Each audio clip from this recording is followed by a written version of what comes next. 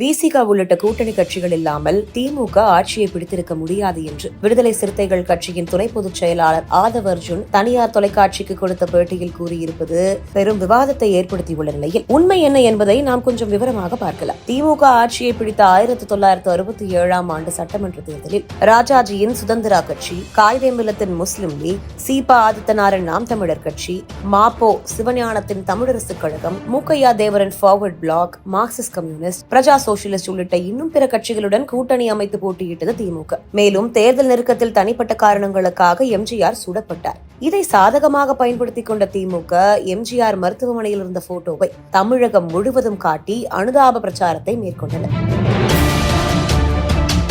இதன் விளைவாக எம்ஜிஆருக்கு இருந்த மாபெரும் ரசிகர்கள் ஆதரவு மற்றும் வலுவான கூட்டணி திமுகவை தேர்தல் களத்தில் வெற்றி பெற வைத்தது. இந்த தேர்தலில் கவனிக்க வேண்டியது 233 இடங்களிலும் காங்கிரஸ் தனித்து போட்டியிட்டு 49 இடங்களில் வெற்றி பெற்றிருந்தது. காங்கிரஸ் பெற்ற வாக்கு சதவீதம் 41.10. கூட்டணி அமைத்து போட்டியிட்ட திமுக 173 இடங்களில் போட்டியிட்டு 138 இடங்களிலும் வெற்றி பெற்றிருந்தது. திமுக வாக்கு சதவீதம் 40.69. திமுகவை விட காங்கிரஸ் 0.59 வாக்கு சதவீதம் அதிகமாக பெற்றிருந்தது. ஒருவேளை இந்த தேர்தலின் போது எம்ஜிஆர் சுடப்படாமலும் மாபெரும் கூட்டணி அமைந்திருக்காவிட்டால் திமுக வெற்றி என்பது சந்தேகமே. 1971 சட்டமன்ற தேர்தலுக்கு முன்பாக காங்கிரஸ் கட்சி இந்திரா காங்கிரஸ், ஸ்தாபன காங்கிரஸ் என இரண்டாக பிரிந்தது. இந்த தேர்தலில் இந்திரா காங்கிரசுடன் திமுக கூட்டணி வைத்தது.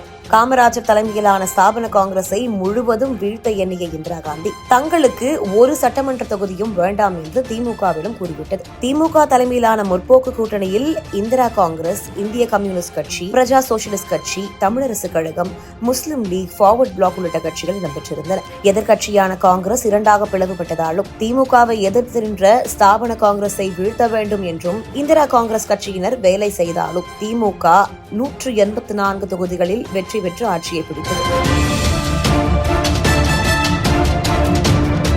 இந்த தேர்தலில் காங்கிரஸ் பிளவுபடாமல் தேர்தலில் போட்டியிட்டிருந்தால் திமுக வெற்றி கேள்விக்குறியே. 1989 சட்டமன்ற தேர்தலில் பிரதான கட்சியான அதிமுக பிளவுபட்டது. காங்கிரஸ் தனியாக நின்றது. திமுகவோ மார்க்சிஸ்ட் கம்யூனிஸ்ட், ஜனதா தளம், முஸ்லிம் லீக், அகில இந்திய ஃபார்வர்ட் பிளாக் ஆகிய கட்சிகளுடன் கூட்டணி அமைத்து போட்டியிட்டது. 146 இடங்களை கைப்பற்றி திமுக ஆட்சியை பிடித்தது. இந்த தேர்தலில் அதிமுகவின் ஜெயலலிதா பிரிவு சுமார் 21.15% வாக்குகளையும், அதிமுகவின் ஜானகி பிரிவு 9.19% வாக்குகளையும் வாங்கியிருந்தது. இரண்டையும் கூட்டினால் 30.34% வாக்குகள். திமுக வாங்கிய வாக்கு 33.18% தான். வித்தியாசம் 2.84%. அதிமுக பிளவுபடாமல் இருந்திருந்தால் அதனுடன் காங்கிரஸ் கைகோர்த்திருக்கும். அப்படி நடந்திருக்குமேயானால் திமுக வெற்றி என்பது குதிரை கோபுதான்.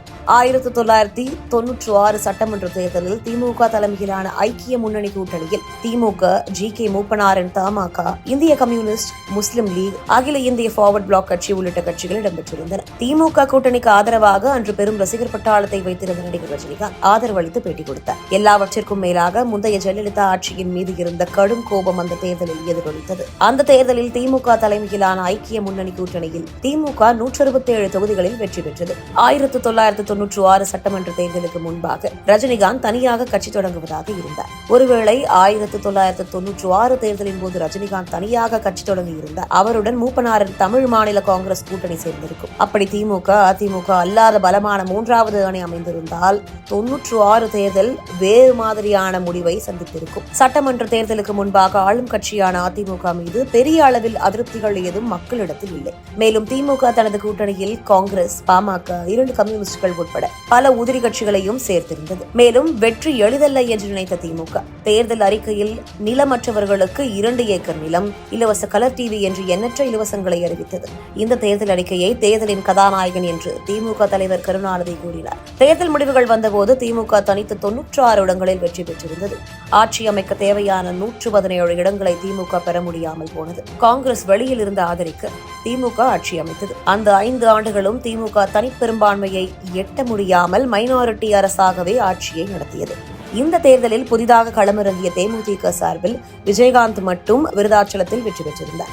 தேமுதிக பல்வேறு தொகுதிகளில் 5000 முதல் 10,000க்கும் அதிகமான வாக்குகளை பெற்றிருந்தது. இது திமுக மற்றும் அதிமுக வேட்பாளர்கள் இடையேயான வித்தியாசத்தை விட அதிகமாக இருந்தது. அதிமுக வாங்கிய வாக்கு சதவீதம் 32.64, திமுக வாங்கிய வாக்கு சதவீதம் 26.46. திமுகவை விட அதிமுக கிட்டத்தட்ட 6% வாக்குகள் அதிகமாக வாங்கியிருந்தது. விஜயகாந்தின் தேமுதிக வாங்கிய வாக்கு சதவீதம் 8.38. அதிமுக தரப்பு தேர்தலுக்கு முன்பாக திட்டமிட்டு காய் நகர்த்தி இருந்தால் வெற்றி அதிமுகவின் பக்கம் சென்றிருக்கும். 2021 சட்டமன்ற தேர்தலில் 2016 கோட்டை விட்ட திமுக ஜெயலலிதா மறைவுக்கு பிறகு ஜல்லிக்கட்டு தடை, நீட் விவகாரங்களை அழகாக கையாண்டு அன்று ஆட்சியில் இருந்த அதிமுகவிற்கு எதிராக மிக சாமர்த்தியமாக காய்களை நகர்த்தியது. காங்கிரஸ், கம்யூனிஸ்டுகள் என அனைத்து கட்சிகளையும் ஒருங்கிணைத்து ஒரு மகா கூட்டணியை உருவாக்கியது. உச்சபட்சமாக தேர்தல் வியூக வகுப்பாளர் பிரசாந்த் கிஷோரை தன்னுடைய ஆலோசகராக நியமித்தது. மற்றொருபுறம் அதிமுக பிளவுபட்டது மட்டுமின்றி எடப்பாடி தலைமையிலான அதிமுக, தேமுதிக உள்ளிட்ட கட்சிகளை கூட்டணிக்கு கொண்டு வர தவறவிட்டது.